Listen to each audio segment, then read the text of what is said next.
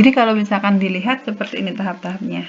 Jadi ada masa sebelum emisi, ini tahap pencatatan saham di bursa ya. Ada masa sebelum emisi, ada pada saat emisinya tadi, dan juga sesudah emisi. Jadi sebelum emisi ini tahap persiapan.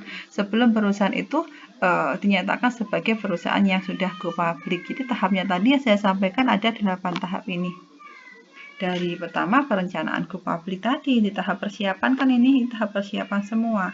Jadi ada perencanaan, kemudian mengadakan rapat umum, selanjutnya penunjukan dari profesi penunjang tadi, ada underwriter, ada profesi penunjang. Ini sebenarnya ada lagi terkait dengan notaris, ada konsultan hukum, ada profesi perusahaan penilai. Selanjutnya menentukan juga lembaga penunjang di sini. Dari lembaga penunjang, selanjutnya juga mempersiapkan dokumen, ada konfirmasi agen, kontrak pendahuluan, dan lain sebagainya. Ini di tahap persiapan. Selanjutnya dari persiapan tadi dokumen dibawa ke Bapepam, sekarang OJK di sini. Itu tahap untuk pengajuan pernyataan pendaftaran dengan dilengkapi oleh dokumen pendukungnya ini.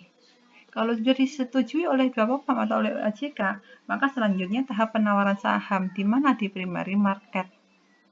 Jadi di primary market itu di pasar perdana, maka penawaran oleh sindikasi penjamin emisi dan agen penjualan. Jadi di sini ada penjataan investor oleh sindikasi penjamin emisinya di sini.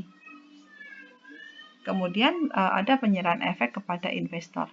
Jadi uangnya ini nanti digunakan untuk apa? Untuk tambahan modal kepada emiten. Dan juga tambahan modal tadi setelah dikurangi semua biaya dikeluarkan selama masa emisi.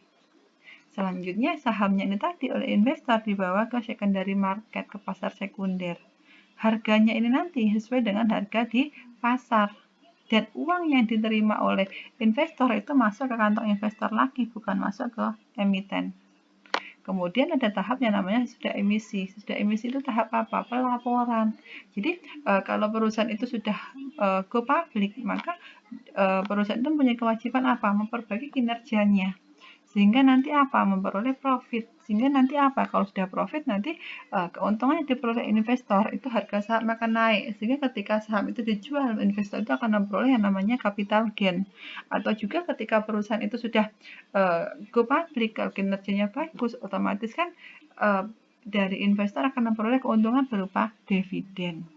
Jadi laporan berkala misalkan 8 tahunan, 8,5 tahunan itu harus dipublikasikan. Dan juga terkait dengan informasi penting dalam perusahaan itu harus juga dimasukkan dalam pelaporan. Itu tanggung jawab perusahaan tadi.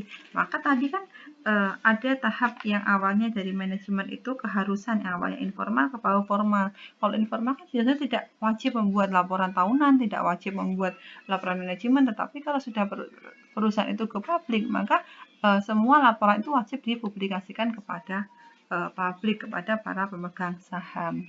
Itu terkait dengan proses untuk ke publik.